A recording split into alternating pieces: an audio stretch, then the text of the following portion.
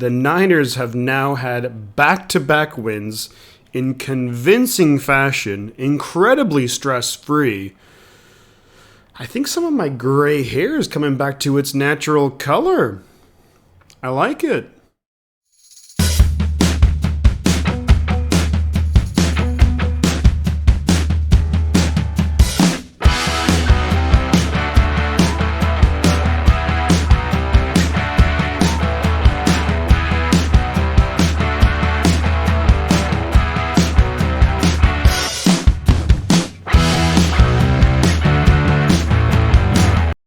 Alrighty, everybody, welcome back to another episode of Shifty Sports Talks. I'm Shifty.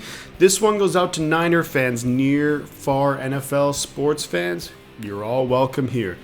Today, we're talking about the clobbering that the 49ers laid down on the Jacksonville Jaguars. The final score, 30-10. The 49ers are now back to 500.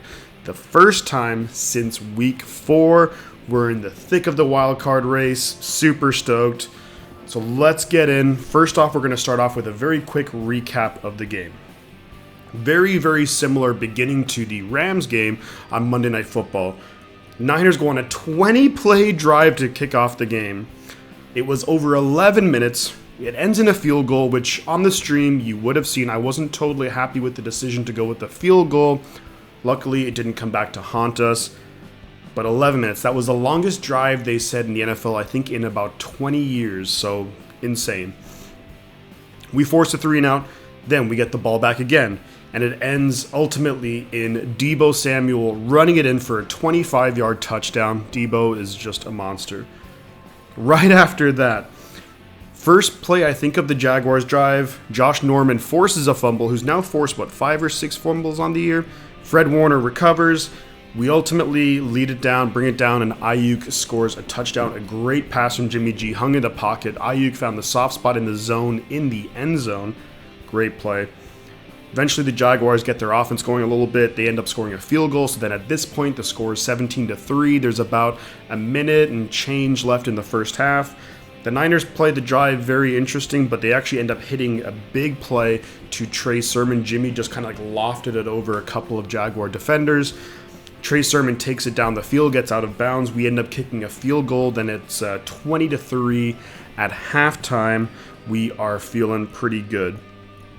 We slow down the Jaguars coming out into the third quarter. Then the Niners ultimately go on a drive, which ends up in a 1-yard touchdown pass to George Kittle. Scores 27-3. Its game is basically over. Not long after that, there's a couple of maybe there's 1 or 2 drives that kind of go back and forth. There is a drive where the 49ers end up having to punt to the Jaguars. Tavon Austin, the one-time 49er, just for a very brief period of time, former first-round pick, ends up muffing the fumble. Niners recover, and then ultimately we score a field goal out of that. So then at this point, the score is 30-3. Jaguars ultimately get a garbage time touchdown. They move the ball down. We're kind of in prevent defense. There is a bit of a bogus call on Jaquiski Tartt for pass interference, which is number 16 on the year. But they end up scoring a touchdown, and basically then the game they trade a couple of series and game's over. 30-10 final score. San Francisco, just a complete ass whooping of the Jaguars. Looking at it now, so what I want to break it down is how, and I'm just going to focus on the 49ers because with the Jaguars, there really isn't much to talk about. They didn't really do a whole lot in the game. With the offense, though, let's start off quarterback. Jimmy Garoppolo, another incredibly efficient game, effective, made the plays when he needed, didn't force anything too crazy, and didn't have any turnovers. Some really nice passes throughout the game, multiple of them going to Brandon Aiyuk. There was a 3rd and 12 relatively early in the game. I think it was maybe the first drive of the game, second drive of the game, and he hits Brandon Aiyuk perfectly, picks up 13 yards. Great play. Of course, the touchdown to Aiyuk was really good. Overall, Jimmy's been just kind of like I said earlier, just efficient. He's been very efficient and effective, making the plays when they need to be made. Third downs, what have you. The Niners did get bailed out a couple of times where there was a holding call against a Jaguar defender held Kittle. I don't really think that was a holding, but, we've had bad calls go against us, so whatever. And then there was a roughing the passer and pass interference calls that, end up keeping the drives going. But ultimately, hey, we made the plays when we needed to, and Jimmy was incredibly efficient. Couple of things to look at. The last 4 games, I believe Jimmy's had a quarterback rating over 100, which is the longest streak in the NFL currently. And in the last 3 games, 6 touchdowns to only 1 interception. This is what we need to do. Got to win those turnover battles going forward, especially with the next game coming up. Looking at the running backs, they were largely held in check. Jeff Wilson Jr., Trey Sermon, they didn't really have any big notable plays. There was like a 11-yard gain here, maybe 12-yard gain there, but ultimately it was a lot of 2-3-yard gains, which, although not the most effective way to run the ball, there was no real negative plays. Maybe a couple, but for the most part, they were always churning out 2-3 yards, just kind of trying to keep us ahead of the stick, so that's always a good thing. Wide receivers, Brandon Aiyuk, his best game of the season, maybe his best game as a pro, debatable. Had some really big catches, kind of like what we talked about Jimmy G. Some great passes that 3rd and 12. Brandon Aiyuk made a good cut and just got the first down. In the touchdown, he was able to find, that very soft little opening in the end zone, and Jimmy G hit him perfectly. So great job by Brandon Aiyuk. He's targeted a lot in this game, in the passing game, so great to see that. And I'd like to think that his confidence is there. Obviously, Shanahan's put a lot of trust now into Brandon Aiyuk. So awesome to see and awesome going forward. Debo, what can we say about Debo? The guy is just a monster in every aspect of the game. Very quiet game, though, receiving. I think he only had maybe a couple of receptions, if that, but running the ball, super effective. He was the most effective runner by far. Had that touchdown, of course, the 25-yard touchdown, had multiple big plays, too. Just a monster. Do we think he's maybe the best offensive weapon in the NFL? Arguably. He's got to be top 3, I think. Kittle, great blocking all game long. There was multiple plays where even they showed it during the broadcast where he was just really great blocks, set up some runs, set up some big plays, and solid pass catching. Had a couple of first downs, and then obviously had the touchdown pass. So just a solid game from George Kittle. Offensive line, the pass protection was pretty good. There were a number of times where the Jaguars did get pressure, but that was when they blitzed there was maybe 6-7 guys coming at the 49ers. But overall, did a really solid job. Of course, guys like Trent Williams did really well. Definitely want to give a shout out to Jalen Moore, the rookie at right tackle, filling in for McGlinchey. Really awesome play. When you don't hear an offensive lineman's name very much, that means they've usually had a pretty darn good day. So overall, really solid. And then, of course, talking about the offensive line, I'd have to talk about just what happened, that pass play to Trent Williams. That was just hilarious. I really wish he caught it, because that would have been maybe the play of the season. I love that he just jumped up for it, but If we move on to the defense now, the defensive line, it was all about Bosa. Bosa was just disrupting plays, multiple plays where he got held, which pushed him, was a holding call, pushed him back 10 yards. Disrupted plays in the backfield, had 2 sacks on the game. He's now at a career high 10 sacks on the season.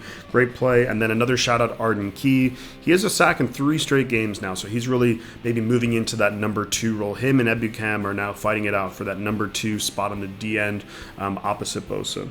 Linebackers, solid, unspectacular. Fred Warner had the fumble recovery. Alshire, Warner, kind of there. They made plays, but no huge splash plays, and but they didn't give up anything big either. Cornerback, Emmanuel Mosley, really effective. Great, excellent coverage. There was a couple of deep passes, I think, to Marvin Jones, where Mosley was able to swat it away. Mosley, really effective. Definitely our best cornerback on the team. No question about that. Josh Norman, I've definitely been critical of Josh Norman, and I still think his coverage leaves quite a lot to be desired. But overall, he's forced some fumbles. I think he had 5 or 6 on the season. So if you're making plays like that, sometimes it can make up for if you give up a big pass play here and there, if you can make some other plays in other areas. K1, really solid. Great to have him out there. Really solid tackling, and then also had a couple of pass deflections too. So stoked on that. Good to see, and he's such an effective player in the slot. Kind of touching on cornerbacks too, I want to say good to see Lenore and Ambry Thomas got some play time at the end. Of course, it was in that prevent defense, but still good to see him get out there. Ward and Tart, kind of like the linebackers, solid, unspectacular. Tart had that bogus PI call, which was not good, but also we had a couple of calls that were go our way, so maybe it's just a make-up call. But overall, yeah, both guys made the plays where they needed to, but no big splash plays, but also didn't give up anything big. big thing now that I want to talk about, just to kind of get ready, to like end off the video, is going to be talking about the turnovers. So entering the game on Monday night against the Rams, the Niners were -5 in the turnover battle, which is dreadful at that point of the season. They were tied for second worst, I believe. Now, these last two games, so Monday night and then yesterday's game, we've been +4 in both of those games when you add them up. So now we're -5, which is still not great on the season, but there's a reason why. We were +2 against the Rams, +2 against the Jaguars. We destroyed both of those teams, and I don't think it's any surprise that when you're winning the turnover battle, you have these long sustained drives, that very good things are going to happen.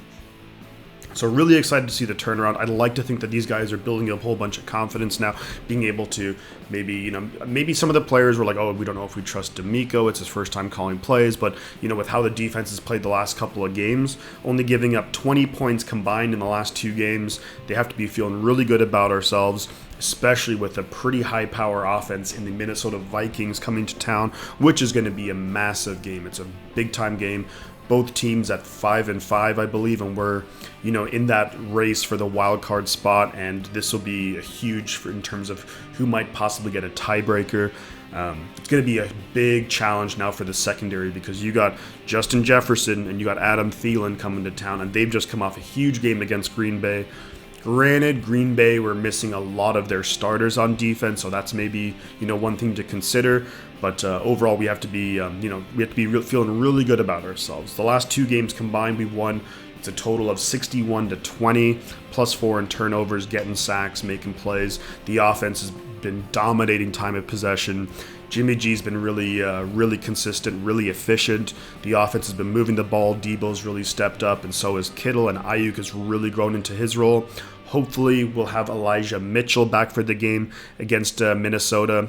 And overall, I'm going to have a video out previewing the Minnesota Vikings game. But to bring it back to this and wrap it up real quick, great game against the Jaguars. It was a really fun stream. It was really fun when you get to stream a win where we're just dominating. Thank you for everyone who stopped by. I will be streaming the Vikings game, which I believe is at 1 or 1:30 Pacific time on Sunday. But beyond that, there's really not much else to say. Dominating performance, love to see it. And at this point, guys, all I'm going to say is catch you all on the flip side.